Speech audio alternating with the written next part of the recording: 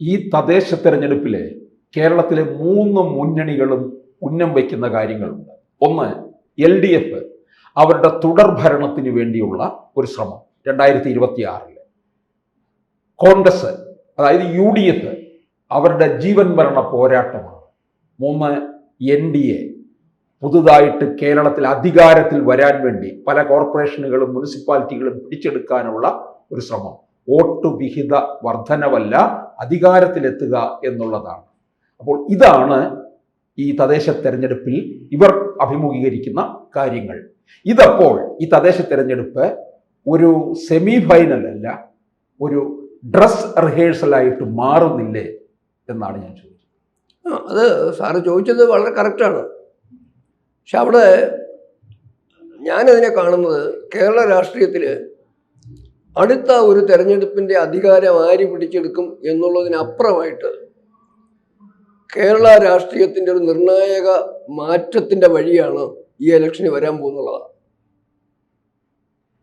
അതിന് കാരണം ഇടത് വലത് വർഗീയ മുന്നണികളിലായിട്ട് ഏതാണ്ട് 1967 ശേഷം കേരളം ഇരുമുന്നണി സംവിധാനത്തിലേക്ക് മാറിയിരിക്കുക.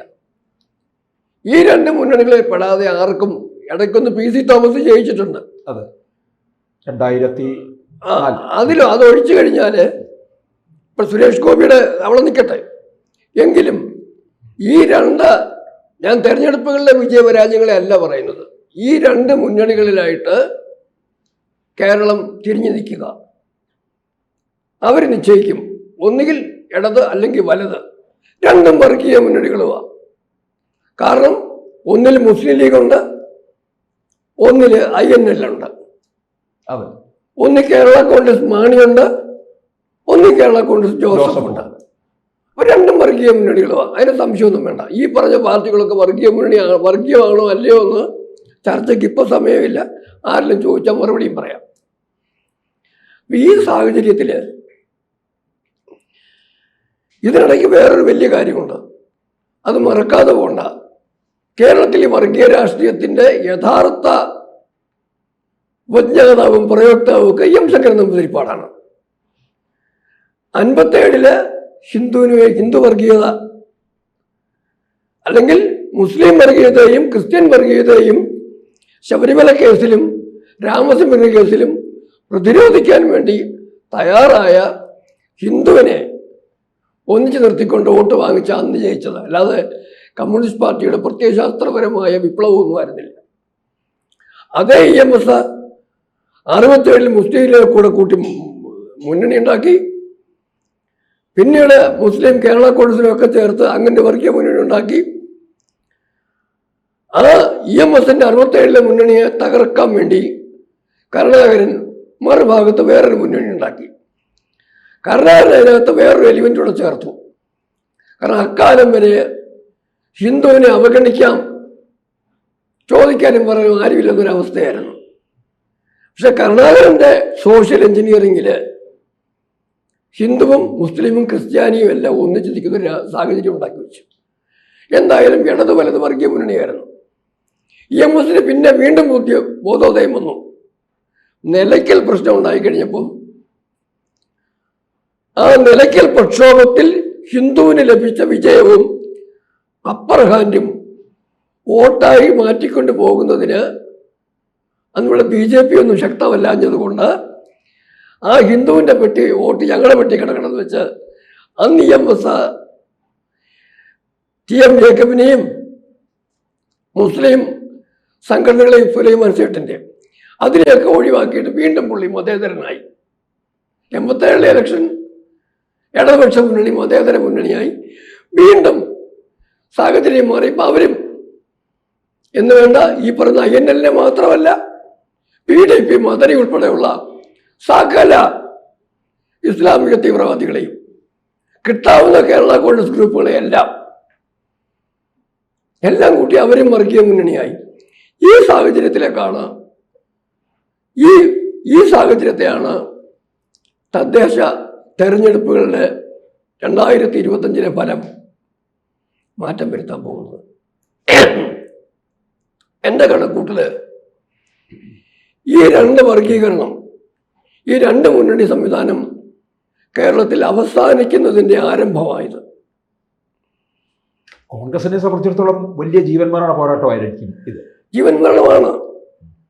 പക്ഷെ കോൺഗ്രസിന് വിജയത്തിന്റെ സാധ്യത എവിടെയുള്ളത്? ഇന്നും കോൺഗ്രസ് കൃത്യമായ ഒരു ഹിന്ദു വിരുദ്ധ രാഷ്ട്രീയത്തിൻ്റെയാണ്, ഇടതുപക്ഷവും അത് തന്നെയാണ്. ഇപ്പം പിണറായി ശ്രമിക്കുന്നുണ്ട്. ഞാൻ പറയുന്നത്, ഒരു രാഷ്ട്രീയ പാർട്ടിയും ഹിന്ദു പക്ഷവും ആകാൻ പാടില്ല, ഹിന്ദു വിരുദ്ധവും ആകാൻ പാടില്ല, ക്രിസ്ത്യൻ പക്ഷവും ആകാൻ പാടില്ല, ക്രിസ്ത്യൻ വിരോധവും ആകാൻ പാടില്ല, മുസ്ലിം പക്ഷവും ആകാൻ പാടില്ല, മുസ്ലിം വിരോധം ആകാൻ പാടില്ല. അനുഭവത്തിൽ പക്ഷെ കാണുന്നത് എന്താണ്? ഹിന്ദു എന്ന് പറഞ്ഞ വിഭാഗത്തെ മാത്രം അവഗണിച്ച്, അവഹേളിച്ച്, അരികുവൽക്കരിച്ച് ബാക്കി എല്ലാവരെയും പ്രീണിപ്പിക്കുന്ന രാഷ്ട്രീയമല്ലേ ഈ ഇടതും വലതും ആവർത്തിച്ചുകൊണ്ടിരിക്കുന്നത്? വെള്ളാപ്പള്ളി നടേശനത്ത് പറയുമ്പം, തുറന്നടിച്ച് വെള്ളാപ്പള്ളി എന്ന് പറയുമ്പം പലർക്കും ഇഷ്ടപ്പെടത്തില്ല. സത്യം അങ്ങേര് പറഞ്ഞത്. അങ്ങയുടെ നിലപാടുകൾക്കകത്ത് അഭിപ്രായ വ്യത്യാസം കാണാം. അവിടെയാണ് ഞാൻ പറയാൻ വരുന്നത്. കേരള രാഷ്ട്രീയം മാറാൻ പോവുകയാണ്.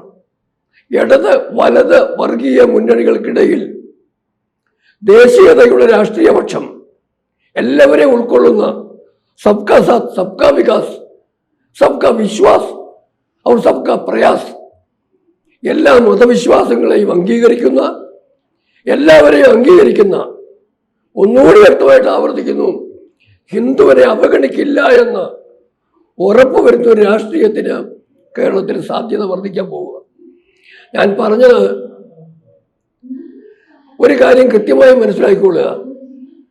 വർഗീയ ചേരിതിരിവും ജാതിപരമായ ചേരിതിരിവും ഭാരതത്തിലെ മറ്റെല്ലാ സംസ്ഥാനങ്ങളെക്കാട്ടിൽ ഒരുപടി കൂടുതലാണ് കേരളത്തിൽ.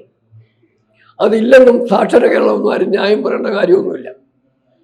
പക്ഷെ അവിടെ തന്നെ ഈ പ്രാദേശിക തെരഞ്ഞെടുപ്പുകളിലാണ്, വാർഡ് പഞ്ചായത്ത് തല തെരഞ്ഞെടുപ്പുകളിലാണ് ഈ ജാതിയും മതവും കുടുംബവും ഒക്കെ കൂടുതൽ പ്രസക്തമാവുകയും ചെയ്യുന്നത്. ആ തെരഞ്ഞെടുപ്പ് കഴിയുമ്പം അതിന് വരുന്ന ഫലമെന്ന് പറയുന്നത് കേരളത്തിൻ്റെ പൊതുവിലുള്ള സാമൂഹിക സ്ഥിതിയുടെ ഒരു കൃത്യമായ എന്താ പറയുക രൂപരേഖയായിരിക്കും ഈ ഇലക്ഷൻ കഴിയുമ്പോൾ കിട്ടുന്നത്. അപ്പം ഞാനീ പറഞ്ഞ വർഗീയ വികാരങ്ങളും എല്ലാം പ്രകടിപ്പിക്കും അവിടെ. പക്ഷെ ഇവിടെ വേറൊരു വലിയ കാര്യം സംഭവിക്കാൻ പോവുകയാണ്.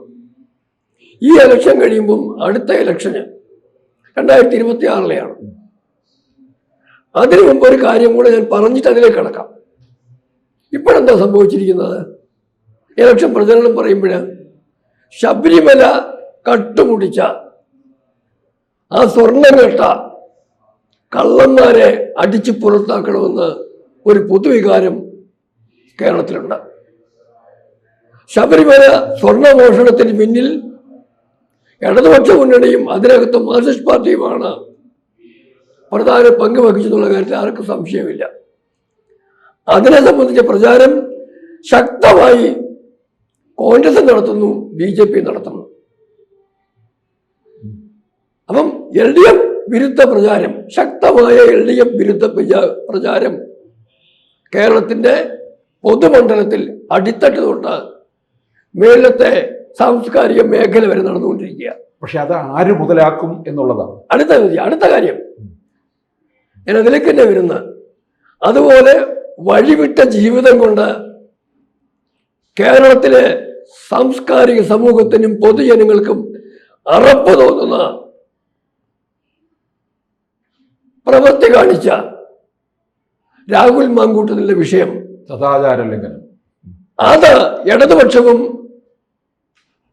BJPയും രണ്ട് കൂട്ടരും ശക്തമായിട്ട് ഉയർത്തുന്നുണ്ട്, സമാജത്തിൽ ചർച്ചയുമായിട്ടുണ്ട്. ഇപ്പം എന്താ സംഭവിച്ചിരിക്കുന്നത്? ഇടതു മുന്നണിക്ക് എതിരായിട്ടുള്ള കൃത്യമായ ഒരു വിഷയം വന്നിട്ടുണ്ട്. UDFിനെതിരെ വലതു മുന്നണിക്കും എതിരായിട്ടുള്ള ശക്തമായിട്ടുള്ള ഒരു വികാരം വന്നിട്ടുണ്ട്. ഇത് രണ്ട് മുന്നണിക്കും ഒരു ദോഷവും ചെയ്യുകയെന്ന് അരിയാഹാരം കഴിച്ച് ആർക്കെങ്കിലും പറയാൻ പറ്റുമോ? അപ്പോൾ സ്വാഭാവികമായിട്ടും രണ്ട് മുന്നണിക്കും രാഷ്ട്രീയമായ തിരിച്ചടി കിട്ടുന്നൊരു തിരഞ്ഞെടുപ്പായിരിക്കും ഇത്. അപ്പോൾ എന്താ വേണ്ടത്? മൂന്നാമത്തെ മുന്നണിക്ക് അവിടെ സാധ്യത ഉയരുന്നു. അവർക്കെതിരെ ഈ പറയുന്ന പോലുള്ള ഒരു നെഗറ്റീവ് പ്രചരണമൊന്നും വന്നിട്ടില്ല. വന്നിട്ടുള്ളത് പോസിറ്റീവാണ്. വികസനത്തിന് സാധ്യത പറഞ്ഞ് പോസിറ്റീവ് വന്നത്. അതുകൊണ്ട് സ്വാഭാവികമായിട്ടും ഈ പ്രാദേശിക തിരഞ്ഞെടുപ്പ് കഴിയുമ്പം ഇവിടുത്തെ ഫലം എങ്ങനെയാണെങ്കിലും അത് ദേശീയ മുന്നണിക്ക് പ്രയോജനമാകുന്ന ഒരു രാഷ്ട്രീയ സാഹചര്യത്തിലേക്ക് കാര്യങ്ങൾ മാറാം. പിന്നെ മറ്റൊന്നും കൂടെ, അടുത്ത ഇലക്ഷൻ വരുമ്പം സ്വാഭാവികമായും പ്രതീക്ഷിക്കാവുന്ന ഒരു 3 മുന്നണി സംവിധാനം വരും. അസംബ്ലിയിൽ തന്നെ ഒരു 10 സീറ്റിനും 15 സീറ്റിനും വേണമെങ്കിലും ഇടയ്ക്ക്, അത് കൂടിയെങ്കിലും അത് ചെയ്യാനില്ല, BJPക്ക് കിട്ടുകയും മറ്റ് 2 കൂട്ടർക്കും തനിച്ച് ഭൂരിപക്ഷം ഇല്ലാത്തതുമായ ഒരവസ്ഥ വന്നു കഴിഞ്ഞാൽ അത് അതിനുള്ള സാധ്യതയുണ്ട്. അങ്ങനെ വന്നു കഴിഞ്ഞാൽ ആര് ഭരിക്കുമെന്നുള്ളത് വേറെ ചോദ്യം. പക്ഷെ അടിസ്ഥാനപരമായി വരാൻ പോകുന്ന കാര്യം അത് കേരളത്തിൻ്റെ രാഷ്ട്രീയത്തിൻ്റെ ഭാവി കാല സ്വഭാവത്തെ ബാധിക്കും. പിന്നെ ഒരു കാര്യം കൂടി മാത്രം പറഞ്ഞ് നമുക്ക് അവസാനിപ്പിക്കാം. കഴിഞ്ഞ ഇലക്ഷന് 2021 അസംബ്ലി ഇലക്ഷൻ്റെ നിർണായകമായ മാറ്റം വന്നത് ജോസ് കെ മാണി വിഭാഗം LDFിലേക്ക് വന്നതുകൊണ്ടാണ്. ക്രിസ്ത്യൻ ജനവിഭാഗത്തിൻ്റെ വോട്ട് അങ്ങോട്ട് മറഞ്ഞു. അത് തിരിച്ചു പിടിക്കുന്നതിന് UDF ഇപ്പോൾ ശ്രമിക്കുന്നുണ്ട് ഒരു ഭാഗം. അതുപോലെ കഴിഞ്ഞ ഇലക്ഷന് UDFിലെ കോൺഗ്രസ് ഉൾപ്പെടെ പാർട്ടി എടുത്താൽ പോലും സീറ്റ് കുറഞ്ഞത് ഏത് രാഷ്ട്രീയ പാർട്ടിക്കായിരുന്നു? സാർ ഓർക്കുന്നുണ്ടോ? ഏത് രാഷ്ട്രീയ പാർട്ടിക്കാണ് സീറ്റ് കുറഞ്ഞത്? മുസ്ലിം ലീഗിനായിരുന്നു. എൻ്റെ ഓർമ്മ ശരിയാണെങ്കിൽ അവർക്ക് 14 സീറ്റ് ഇപ്പോൾ കിട്ടിയിട്ടുള്ളൂ. അന്ന് 19 സീറ്റ് ഉണ്ടായിരുന്നു. 6 സീറ്റ് പോയത് മുസ്ലിം ലീഗിനാണ്. മുസ്ലിം ലീഗിൻ്റെ മുസ്ലിം വർഗീയ രാഷ്ട്രീയത്തെ, മുസ്ലിം ലീഗിൻ്റെ മുസ്ലിം വർഗീയ രാഷ്ട്രീയത്തെ പിന്തുണയ്ക്കുന്ന മുസ്ലിം തീവ്രവാദി രാഷ്ട്രീയക്കാരും കൂടെ ഒന്നിച്ചേർന്ന് പാലക്കാട് ഇലക്ഷന് കാണിച്ചതുപോലെ UDFിനോടൊപ്പം ഒരു സാഹചര്യം വന്നു കഴിഞ്ഞാൽ സ്വാഭാവികമായിട്ടും LDFിനെക്കാട്ടിൽ അപ്പർ ഹാൻഡ് UDFിന് കിട്ടും. അതേ സമയത്ത് തന്നെ UDFിന് പരമ്പരാഗതമായി പിന്തുണ കൊടുത്തുകൊണ്ടിരുന്ന ഹൈന്ദവ സമൂഹവും അതുപോലെ LDFിലെ ഹൈന്ദവ സമൂഹവും ഒരു പരിധി വരെയെങ്കിലും മാറിക്കഴിഞ്ഞാൽ അത് BJPക്ക് തീരെ കുറഞ്ഞത് ആ 20% മുന്നോട്ട് പോകുന്നതിനുള്ള സാധ്യത ഉണ്ടാക്കും. ഇത് കഴിയുമ്പം അടുത്തൊരു സാഹചര്യം കൂടെ, കേരളം കണ്ട മിക്കവാറും എല്ലാ തെരഞ്ഞെടുപ്പുകളിലും, അത് മഞ്ചേശ്വരത്താണെങ്കിലും തിരുവനന്തപുരത്താണെങ്കിലും, BJPയെ തോൽപ്പിക്കാൻ വേണ്ടി പരസ്പര വോട്ട് കൈമാറുന്നൊരു സംവിധാനം ഉണ്ടായിരുന്നു. അതിൽ നിന്ന് നിർബന്ധമായും ഇത്തവണ കോൺഗ്രസിനും കമ്മ്യൂണിസ്റ്റ് പാർട്ടിക്കും പുറകോട്ട് മാറേണ്ടി വരും. കാരണം സ്വന്തം സീറ്റുകളുടെ എണ്ണം കുറയുന്ന ഒരു സാഹചര്യം വന്നു കഴിയുമ്പം അത് സംരക്ഷിക്കാൻ നോക്കുവോ വേറൊരുത്തെ തോൽപ്പിക്കാൻ നോക്കൂ. അതുകൊണ്ട് ഈ വക മാറുന്ന സാഹചര്യവും ദേശീയ ജനാധിപത്യ മുന്നണിയുടെ ദേശീയ പക്ഷത്തും തന്നെയുള്ള ഇടപെടലുകളും വന്നു കഴിയുമ്പം പിന്നെ നമുക്ക് സമയമില്ലാത്തതുകൊണ്ട് SIR ഉണ്ടാക്കുന്ന മാറ്റവും തെരഞ്ഞെടുപ്പ് വോട്ടേഴ്സ് ലിസ്റ്റിലെ ശുദ്ധീകരണവും ഒരു പരിധി വരെ വിജയിച്ചു കഴിഞ്ഞാൽ കേരള രാഷ്ട്രീയത്തിന് അത് പുതിയ സാഹചര്യം വരുത്തും. മുന്നണിയുടെ സ്വഭാവത്തിൽ മാറും, മുന്നണികളുടെ രീതി മാറും, പരസ്പര ബന്ധങ്ങൾ മാറും. ഒരു പക്ഷേയാണെങ്കിൽ അല്ല, തീർച്ചയായും വർഗീയതയുടെ രാഷ്ട്രീയം കേരളത്തിൽ അവസാനിക്കുന്നതിനുള്ള ആരംഭമാകും. ഇതാണ് എൻ്റെ പ്രതീക്ഷ. കൂടുതൽ വാർത്തകളും വിശേഷങ്ങളും നിങ്ങളിലേക്ക് എത്താൻ ABC മലയാളം സബ്സ്ക്രൈബ് ചെയ്യുക, ബെൽ ബട്ടണും അമർത്തുക.